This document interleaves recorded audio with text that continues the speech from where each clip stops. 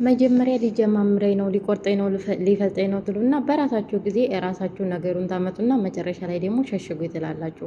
ይቺ በምስሉ ላይ የምታዋት እህታችን እዩዋት እንዴት አድርጋ እንደምትለጣጠፍ ማለት ነው። ምንም ያህል ልትወዱ ልታፈቅሩ ትችላላችሁ። ነገር ግን ክብራችሁን በማይነካ መልኩ ወይም በቃ ራሳችሁን ተቆጣጥራችሁ የሚደረግ ነገር ይደረጋል እንጂ እንደዚህ ከቴም ሳሎን ላይ ምናምን እንደዚህ በቃ እዩኝ ማለት ደብቁኝ ያመጣል ማለት ነው። ይቺ በምስሉ ላይ የምታዋት እህታችን እዩዋት እንግዲህ ሳሎን ላይ እንዴትና እንደምትለጣጠፍበት ማለት ነው። ነገር ግን አሁን ላይ ደግሞ በጣም ጥቃቅን ካሜራዎች መጥተዋል።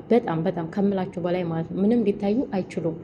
ልትገምቱም የማትችሉት ካሜራ ነው የመጣ ማለት ነው። እና ስለዚህ ይቺ ልጅ እንደዚህ ስትሆን ቤተሰቦቹ የልጁ ቤተሰቦች በድብቅ ካሜራ እየተከታተሏን ነበረ። ባዘቦት ከልጁ ጋር ይቀራረባሉ፣ ይነጋገራሉ። በቃ በጣም የሆነ ፒስ ነገር ናቸው እና ነገር ግን እናቱ ልጁ ደግሞ ለማግባት ሚስት ታይቶለታል።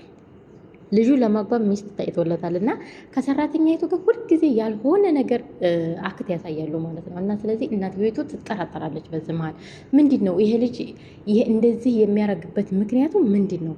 ከሰራተኛይቱ ጋር ያለው ንክኪ ምንድን ነው ትልና በየቦታ ክላስ፣ ኩሽና፣ ሳሎን የተለያዩ ቦታዎች ድብቅ ካሜራ ታስቀምጣለች። ድብቅ ካሜራ ታስቀምጥና እሷ ያለሽ ሌላም ሰራተኛ አለች። ሌሎች 3 ልጆች አሉ። ሁሉንም ልጆቿንም ሰራተኞቿንም ትተውና ከባሏ ጋር ወደ መካ መዲና ትሄዳለች እሷ ማለት ነው። ከዋና ቤታቸው ጋር ሌላ ቦታ ይሄዳሉ። ከዛ ሌላ ቦታ ለሳምንት ይሄዳሉ። ለሳምንት የሄዱት ለምንድን ነው? መካ ዛይር አይደለም የሄዱት፣ ሰራተኛዊቱንና ልጁን ሁኔታቸውን ለማየት ለመከታተል በርቀቱ ነው። እኛ በሌለንበት ሰዓት ምን ያደርጋሉ ብለው አስበው ነበር የሄዱት።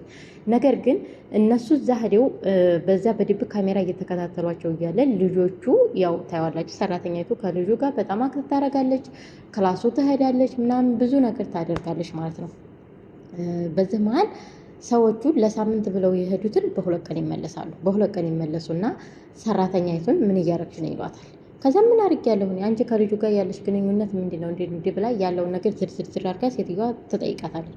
ምንም ነገር አላረኩም፣ ልጁ እንደው ለኔ አይመቸኝም፣ ከንዶራ አቃጠልሽ እያለ እንጣላለን፣ ከንዶራ በደንብ አልተኮሽም እያለ እንጣላለን ምናምን ትልና ለመዳሟ መልስ ትመልስላታለች። መልስ ስትመልስላት መዳሟ ደግሞ ያንን ቪዲዮ ካወጣና ታሳያታለች።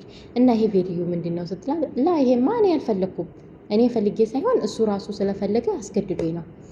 ከዛ ሴትዮዋ ዝጋ በጣም ትናደዳለች። እንዴት ራስ ስትለጠፊበት እያየሁሽ እንዴት አስገድዶኝ ነው ትያለሽ ትልና በጣም በቃ ከምላቸው በላይ ትናደዳለች። መዳሟ ማለት ነው አሰሪዋ። እና መዲያ ለባሏ ትነግረዋለች ያለውን ነገር። በቃ እንዲህ ይች ልጅማ ልጃችን እንዴት እያበላሸችብን ነው፣ እኛ ልጃችን እንድራለን ብለን ሚስት ለምንልለት ምናምን ብለው ይነጋገራሉ። እነሱ ልጅቱን ሰራተኛቱን ምን እንደሚያረጓት ምናምን ይመካከራሉ። ልጁን ሲጠይቁት እኔ እንደውም የለመናችሁልኝ ሚስት አልፈልግም፣ የምፈልገው ሰራተኛይቱን ነው፣ ማግባት የምፈልገው ሰራተኛይቱን ነው ብሎ ልጁ መልስ ይመልስላቸዋል ማለት ነው። ይሄኔ እሱ እንደዚህ ብሎ መልስ ሲመልስላቸው እሱ ሰራተኛይቱን ይወዳታል፣ ሰራተኛይቱም እሱን ትወደዋለች። ነገር ግን ቤተሰቦቹ ደግሞ ሰራተኛይቱን ከዛ ከቤት በህይወት ሳይሆን ህይወቷን አታ እንድትወጣ አብዳ እንድትወጣ በጣም እያሴሩ ነበረ ማለት ነው። ኩሽና ስትገባ ተከትለዋት ይገባሉ። ሽንት ቤት ስትገባ ተከትለዋት ይገባሉ። በቃ የተለያየ ቦታ ላይ ያሰቃዩዋታል። ከዛ ሲያሰቃዩዋት መጨረሻ ላይ ምን ቢፈጠር ጥሩ ነው? አቶ ሰራተኛ እርጉዝ ናት። እናም እርጉዝ መሆኗን ሲያውቁ የበለጥ በጣም ይናደዳሉ። እንገላታለን፣ እንፈልጣታለን ሲሉ ልጁ ደግሞ ይሸጠፋለሁ ይላል። አንተ ሰራተኛይቱን ይዘሃት ተጠፋህ፣ እኛ ልጃችን አይደለህም እንክድሃለን ይሉታል። እሱ ደግሞ በሆዷ የያዘችው የኔ ልጅ እስከሆነ ድረስ ሰራተኛቱን አልክዳትም። በዛም አንዳንድ ጠብ ይነሳል። ነገር ግን ያማለ ይሄማለ እነሱ ልጃቸውን አሳምነው ሰራተኛቱን ወደ ጎን ለብቻ ይተዋታል ማለት ነው። ሰራተኛቱን ከተዋት በኋላ ምንድነው ያደረጉት? ሰራተኛቱ እንድትወልደው ልጁን ወልዲያ ልጁን ቀምተው ወደ ሀገሯ እንዳሳፍሯት ከልጃቸው ጋር ተመካክረው፣ ከዛ አንተ ልጅህን ታሳድጋለህ፣ ነገር ግን አንተ ልጅ እንዳለ መታወቅ የለበትም፣ ምክንያቱም ሚስት ተለምኖልሃል፣ እሷ በድብቅ የሆነ ቦታ ቤት እንከራይላታለን፣ ከዛ ልጁን ትወልዳለች፣ ልጁን ከወለደች በኋላ ወይ ቀምተን ወደ ሀገሯ እንሰዳታለን ወይም እናሳብዳታለን ይላሉ። እንደዚህ አድርገው ከዛ 9 ወር ሙሉ ይጠብቋታል። ከ9 ወር በኋላ ልጅቱ ትወልዳለች። ሆስፒታል ይዘዋት ይሄዳሉ። ሆስፒታል ከወለደች በኋላ ምንድነው ያደረጉት? ልክ ከሆዷ እንደወጣ ልጇን ሳታቅፈው ነው የቀሟት። ልጇን ሳታቅፈው ቀሟት። ከዛ ልጁን እንትን ምንድነው ለብቻ የህፃን ማቆያ ተወስዶ እሷ ለብቻ ተኝታ ከዛ ልጅ የት ነው ምናምን ስትል አንዴ ሞቷል ይሏታል፣ አንዴ ኤሌክትሪክ ምናምን ተደርጎለታል ትንፋሽ ስለሌለው ትባላለች ምናምን እንደዛ ነገር አድርገው፣ ነገር ግን ሳምንት እስከሚሆናት ድረስ እዛ ሆስፒታል እንድትቆይ ያደረጉ። ከሳምንት በኋላ ልጅቱን ከዛ ከሆስፒታል አውጥተው መልሳ ወደ ሳውዲ አረቢያ እንዳትሄድ ብሎክ አድርገው ወደ ሀገሯ አሳፈሯት ማለት ነው። አስቡት። አንደኛ ያን ያህል 9 ወር ሙሉ የእነሱ ልጅ በሆዷ ተሸክማ እየሰራች ደሞዟን አልሰጧትም። 9 ወር ሙሉ የእነሱን የልጅ ልጅ በሆዷ ተሸክማ ስራ እየሰራች 9 ወር ሙሉ አልሰጧትም። ሁለተኛ ልጇን 9 ወር ሙሉ አልግዛ አመጣ ወልዲያ በአይኗ እንድታየው ራሱ አልተፈቀደላትም። እዩ ያ ወድሻለሁ፣ አፈቅርሻለሁ፣ እሞትልሻለሁ ያላት ልጅ ራሱ አላቅሽም ብሎክ ተደርጋ ወደ ሀገር ስትገባ አላቅሽም የታባሻቅሻለሁ ነው ያላት። ውድ ቤተሰቦች እባካችሁ እኛ እኮ ለነሱ ቆሻሻ እኮ ነን።